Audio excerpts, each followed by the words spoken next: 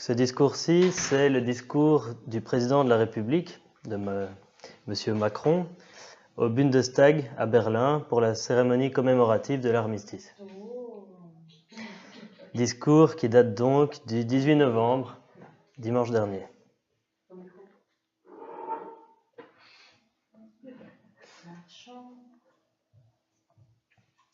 Et je commence maintenant. Monsieur le Président de la Cour constitutionnelle fédérale, Madame la Chancelière de la République fédérale, Monsieur le Président du Volksbund, Mesdames, Messieurs les ambassadeurs, Mesdames, Messieurs les députés, Mesdames, Messieurs. Le sentiment qui m'étreint au moment de prendre la parole ici devant vous, c'est celui de la gratitude.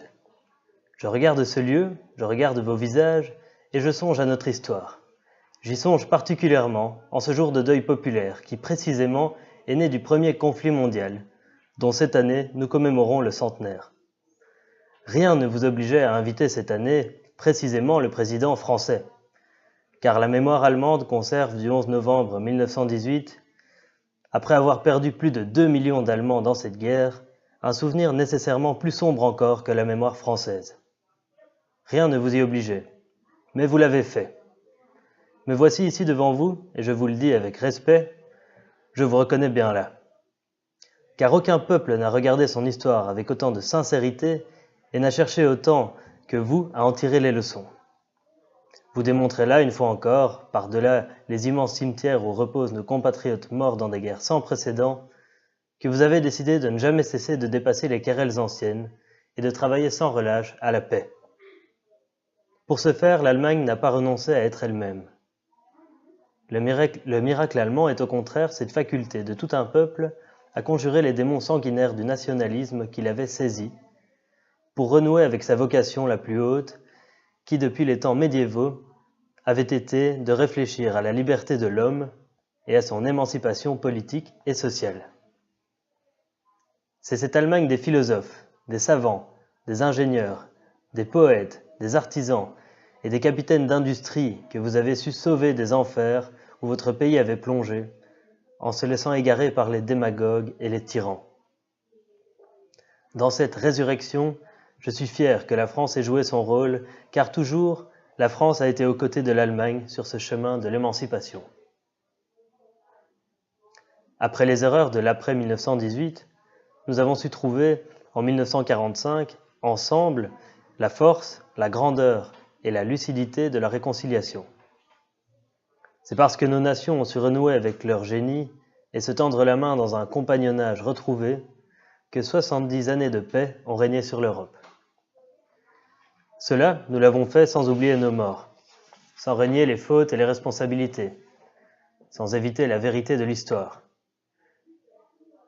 Nous l'avons fait dans la clarté et l'exigence, dans la confiance et la franchise. Être ici en ce jour particulier témoigne de ce chemin fait ensemble. Car, nous retournant sur nos pas, nous pouvons affirmer que nous avons répondu avec force à la célèbre injonction de Goethe, « Par-delà les tombes, en avant ». Mais, mes chers amis, nous avons fait encore davantage. Depuis 2 siècles, nos nations étaient les moteurs de guerre sans merci, et nos éternels conflits avaient fini par dessiner le visage d'une Europe dont la guerre paraissait être le destin. Nous avons décidé de conclure une paix durable et d'en cimenter puissamment le socle en mettant en commun ce par quoi nous faisons la guerre, puis en coopérant dans tant et tant de domaines.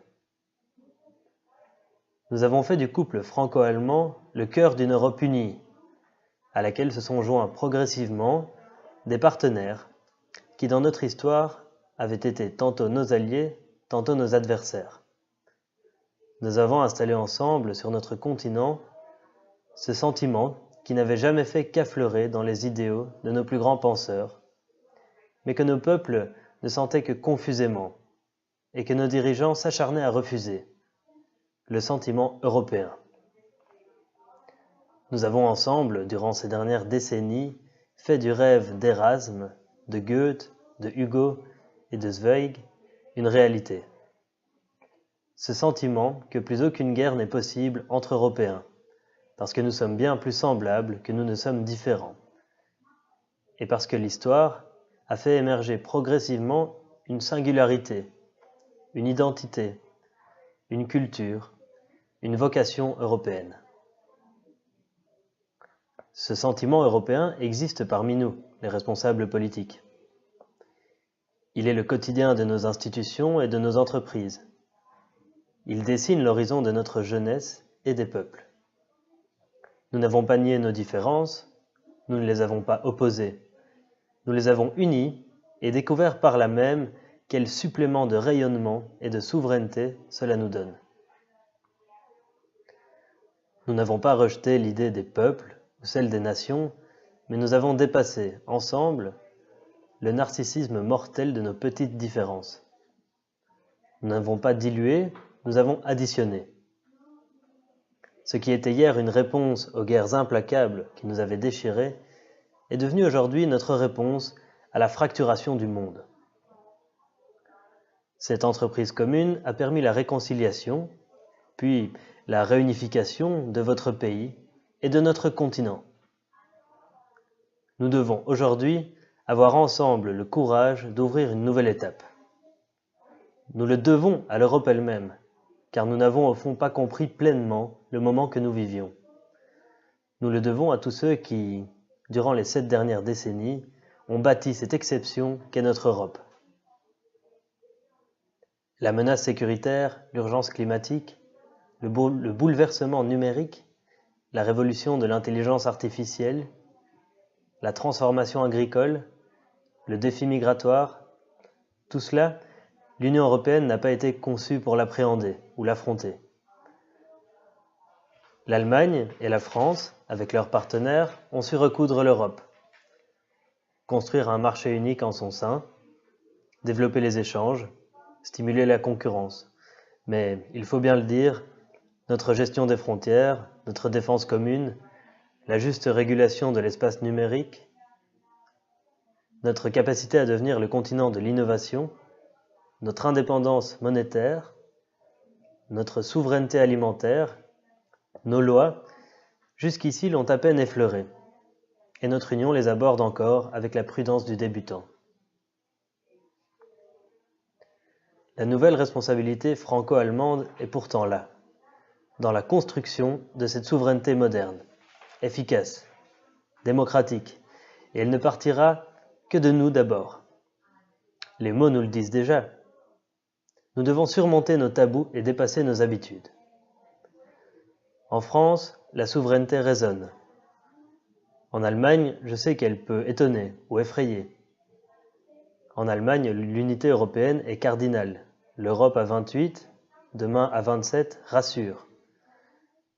La France vit en revanche dans la nostalgie d'un club des 6, en oubliant qu'il l'effrayait déjà quand il s'est mis en place dans les années 60. Ici, les règles créent la confiance et l'adhésion. De l'autre côté du Rhin, elles ont souvent engendré la méfiance, et trop souvent l'art du contournement. Nous sommes pourtant confrontés aux mêmes défis. Et en fait, nous partageons profondément le même espoir, celui d'un monde régulier, d'un commerce juste, d'un environnement protégé, d'un équilibre permanent qui nous a construits entre liberté individuelle et solidarité collective. Nous partageons ce goût inédit de la créativité, cette construction singulière de l'individu rationnel et de la patrie universelle et romantique. Tout cela, c'est l'Europe, seule, et ses valeurs qui peuvent le porter, face aux défis contemporains et dans ce monde qui s'ouvre à nous. Cette nouvelle responsabilité franco-allemande consiste à doter l'Europe des outils de cette invention nouvelle, des outils de sa souveraineté. C'est sur ce continent, c'est dans notre union, que naît aujourd'hui le nouveau modèle numérique, mêlant innovation de rupture, protection des données et régulation des acteurs. C'est d'ici que part et se poursuit le combat pour la transition écologique et contre le changement climatique. C'est en Europe que se forgent les idées de refondation du multilatéralisme commercial, sécuritaire, migratoire et environnemental. L'Europe, et en son sein le couple franco-allemand, se trouvent investis de cette obligation de ne pas laisser le monde glisser dans le chaos et de l'accompagner sur le chemin de la paix. C'est pour cela que l'Europe doit être plus forte. C'est pour cela qu'elle doit être plus souveraine, parce qu'elle ne pourra pas jouer son rôle si elle-même devient le jouet des puissances, si elle ne prend pas davantage des responsabilités dans sa défense et sa sécurité, et se contente de jouer les seconds rôles sur la scène mondiale. Trop de puissances veulent aujourd'hui nous effacer du jeu, en attaquant notre débat public, nos démocraties ouvertes, en excitant nos divisions. Dans ce monde qu'il nous faut regarder en face, notre force, notre vraie force, est notre unité. Elle n'est pas synonyme d'unanimité ou d'uniformité. Pour que l'Europe avance, nous devons accepter des rythmes ou des cercles différents. Accepter que certains lancent un projet, une coopération, ce fut vrai des Schengen ou de l'euro, mais toujours en restant ouvert à chacun, en gardant en tête et au cœur l'intérêt de l'Europe unie. Notre force doit aussi devenir notre souveraineté. Si nous voulons garantir à nos concitoyens que nous nous mettons en situation de les protéger face aux nouveaux risques et de choisir notre avenir, il nous faut être plus souverains en Européens. Ce combat n'est pas gagné. Il ne sera jamais gagné. Il suppose de prendre ensemble de nouveaux risques. Chaque génération doit le livrer à sa mesure et à sa manière. Cette main tendue entre nos peuples, chaque génération va s'employer à la tendre à nouveau, surmontant son lot d'hésitations, dépassant ses réticences, car nous savons désormais combien nous pouvons accomplir ensemble.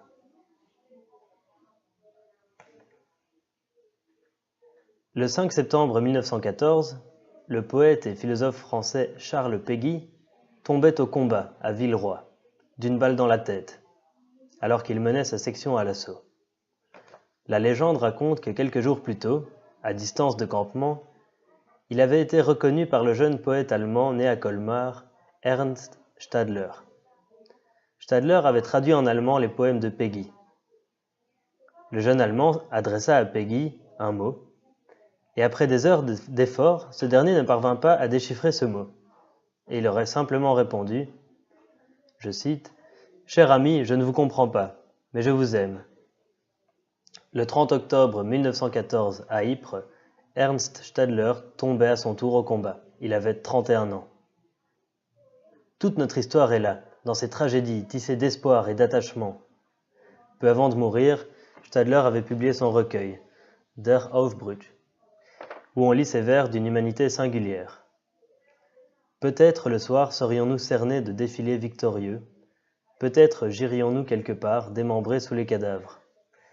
Mais avant l'empoignade et avant le naufrage, nos yeux se seraient ardemment rassasiés du monde et du soleil.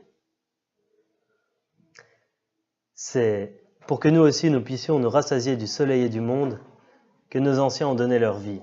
Alors oui, assurément, l'Europe n'est pas exemplaire en tout. Mais elle offre aujourd'hui au monde le visage de ce que peut l'humanité lorsqu'elle laisse l'espérance l'emporter sur la fatalité. Lorsque l'amitié entre les peuples l'emporte sur la passion guerrière. Lorsque nous décidons que demain sera meilleur qu'hier. Vive la France, vive la République fédérale d'Allemagne, vive l'amitié franco-allemande et vive l'Europe. Merci.